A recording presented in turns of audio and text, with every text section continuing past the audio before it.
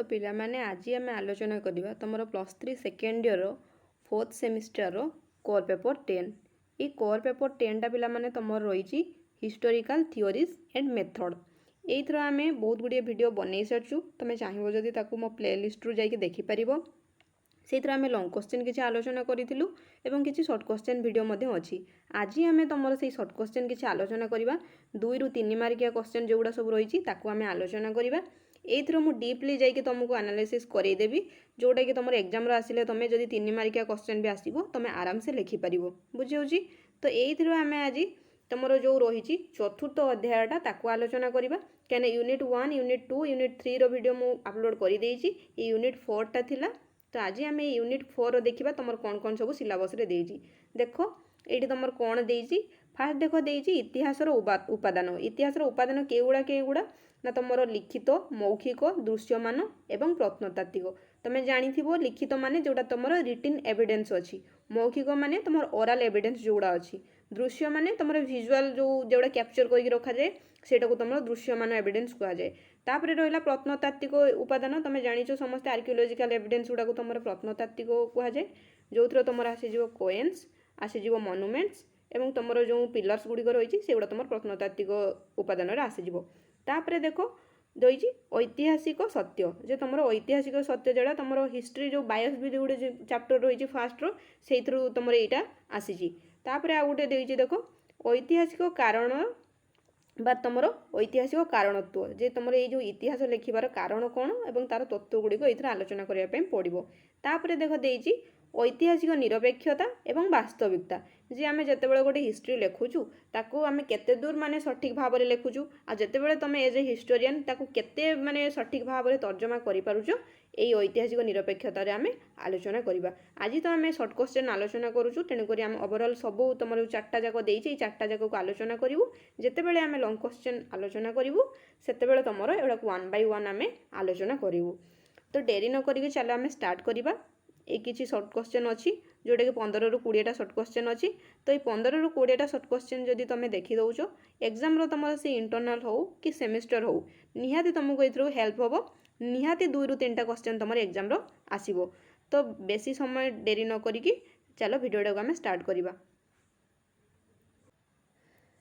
तो प्रथम प्रश्न ये रही देख मौलिक उपादान रूप में अभिहित decline and fall of the Roman Empire पुस्तक किए रचना करथिले ए क्वेश्चनटा वेरी वेरी इंपोर्टेंट तुम क्वेश्चन आसीथिला गत सेमिस्टर रे जे decline and fall of the Roman Empire किए रचना करथिले आर आंसर हो पिला माने तुमरो एडवर्ड गिबन कौन ना एडवर्ड गिबन नाटा को लिखि रख एवं ताकू मन रखापी चेष्टा कर तापर 2 नंबर देख कौन पचारुची जे केउ उपादान गुड़िक पुंखानुपुंख भाव में सर्वेक्षण एवं तर्जमा करी साहित्यर उन्मोचन करा जाए आर आंसर हम पिला माने तुमरो साहित्यिक कौन ना साहित्यिक तुम समस्ते जानिथिबो जेतेबेले आमे गोटे हिस्ट्री पढ़ू सेतेबेले आमे फास्ट तर्जमा करूँ जे एरो हिस्टोरियन किए थिले बा आर राइटर किए थिले ये पुस्तकटार सी जो लिखिं से किसी बायस ना तो आमको किसी भूल तथ्य दि जाए ना तो सब बेले आमे तर्जमा करूँ ना कौन पाई ना आमे सब बेले चेष्टा करूँ जे इतिहास रे आमे सब बेले गोटे माने सत्य जिनिस को सामना को आने बा सत्य को इतिहास रे स्थान देवाई से तुम कहुच्छी जे केउ उपादान गुड़ी को पुंखानुपुंख भाव में सर्वेक्षण बा तर्जमा करा जाए आर उत्तर हम तुम साहित्यिक नेक्स्ट 3 नंबर कौन पचार देख ना स्टर्डस स्टेकेल आक्लेस आदि से पुस्तक गुड़िक केउ इतिहास उपयोग कर क्वेश्चनटा से भी माने तुम आसबार ना तथापि मुझे कहीदे आर आंसर हम तुम मौखिक ये जो तुम हिस्टोरियन गुड़ाक ना देती एमाने कौ इतिहास लिखुले ना तुम मौखिक मौखिक मुझे स्टार्टिंग रू कही मौखिक कहले तुम जोटा कि ओराल एविडेंस को बुझाए माने जोटा तुम सपोज तुम जितेबाला आमर होता Chauri Chaura incident non cooperation movement से टाइम जी नॉन कोऑपरेशन मूवमेंट देखी से नॉन कोऑपरेशन मूवमेंट जी देखी जितेबाला आम तथ्य संग्रह करूँ मुहर जितेबाला आम गोटे एविडेंस पाऊ सेटा को तुम कह जाए कौन ना ओराल एविडेंस ये ओराल एविडेंस तुम हिस्टोरियन मैंने किए किए ना स्टर्डस स्टेकेल आल्केस बुझेगा तापर 4 नंबर देख कौन पचारुची ना 4 नंबर से तुमको पचारुची इटालीर सुप्रसिद्ध मौखिक ऐतिहासिक नाम कौन? इटालीर जड़े थिले तुमर सुप्रसिद्ध मौखिक बा ओराल हिस्टोरियन सी होचन तुमर आलेक्सांड्रा पटेल। आलेक्सांड्रा पटेल। तापर देखो नेक्स्ट पचार तुमको कौन 5 नंबर ना चित्र उत्तोलन प्रक्रियार विकास केते ख्रीष्टाब्दरू तुमर स्टार्ट होता? यहाँ भी गोटे भल क्वेश्चन। चित्र उत्तोलन प्रक्रियार विकास तुमर केते ख्रीष्टाब्दरू स्टार्ट होता? आर आंसर हम तुम 1840। 1840। तापर देखो कौन कौच प्रत्नतात्विक खननरू स्तंभित केउं सभ्यता भारतीय सभ्यतार आरंभ एवं मौलिकता संबंध में आमर ज्ञान को विस्तार करिछि। ए क्वेश्चन टाको जदि मु सहजरे तुमको कहिबि पिला माने तो ए क्वेश्चन टा हबो कोन ना आमर फास्ट जो खननरू केउं सभ्यताटा बाहरिथिला एटा समस्त को जणाथिबो। एटा होछि तमर हरप्पा सभ्यता बा जोटा कि तमर कुहा जाय सिंधु घाटी सभ्यता। तो ये तुमको मुझे डिटेल्स रो जाई कहबी जे तुमर आम हिस्ट्रीटा को जो एंशिएंट हिस्ट्रीटा को 3टा पार्ट डिवाइड करथिले कौन कौन ना तुमर थिला सेटा गोटे होछि प्री हिस्ट्री, आउ गोटे थिला तुमर प्रोटो हिस्ट्री, देन आउ गोटे तुमर थिला हिस्ट्री।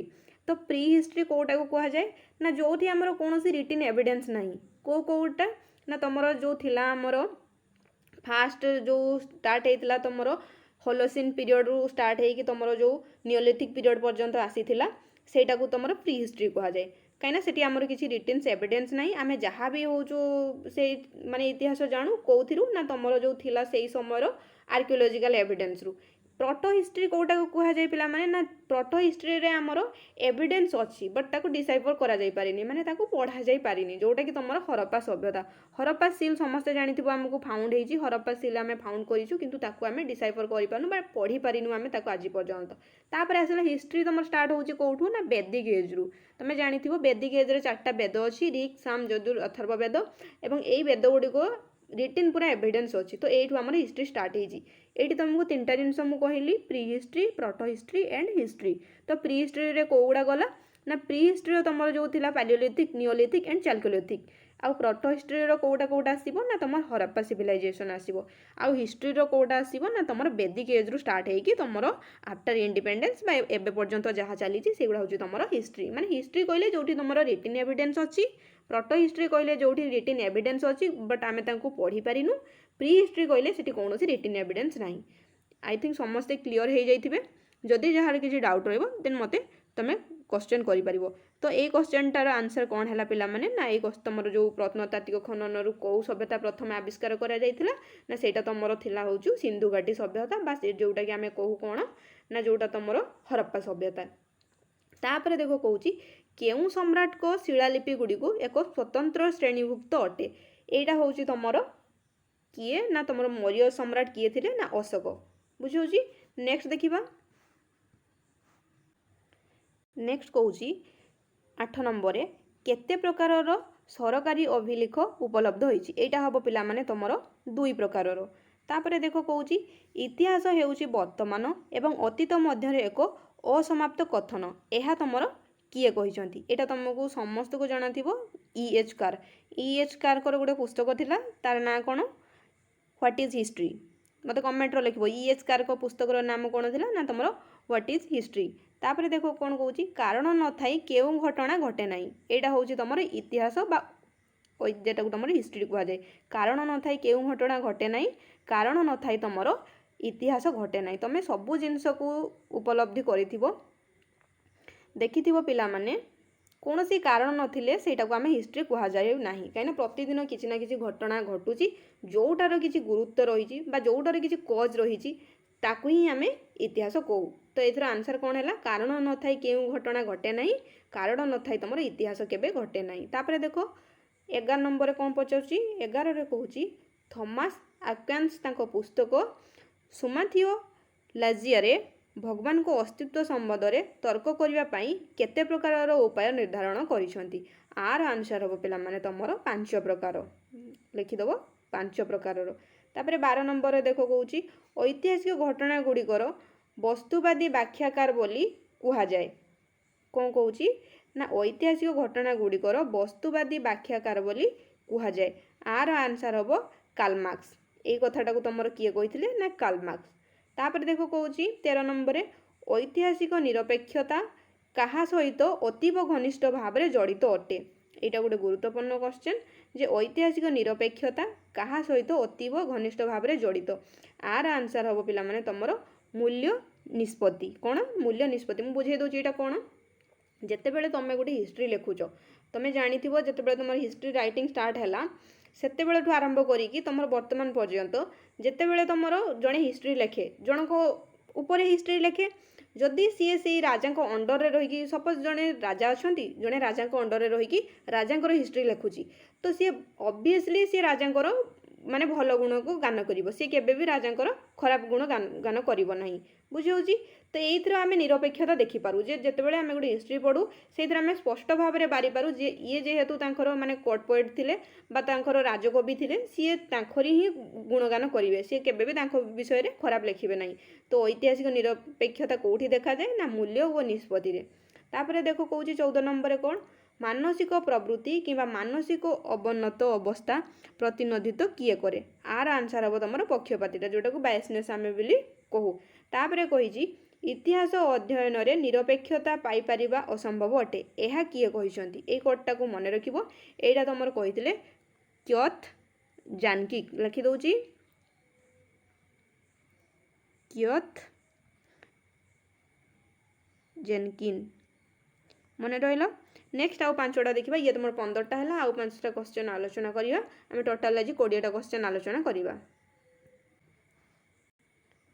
नेक्स्ट तुमको कहूँ देख, ऐतिहासिक जदि अल्प संख्यक उपादान हाथ में धरी कार्य करती तेबे डेस्क प्रस्तुति अनिवार्य हो जाए। यहाँ तुम मत गोटे लॉजिक लगे आंसर कह जे कौन हम जिते ऐतिहासिक अल्प संख्यक माने जिते जड़े हिस्टोरियन पाखर अल्प डाटा थाए। बुझी जितेबाला तुम गोटे जिनस रिसर्च करुच से तुम पाखर बहुत कम डाटा अच्छी, तो से तुम कौन कर ना से तुम कल्पना लगेब।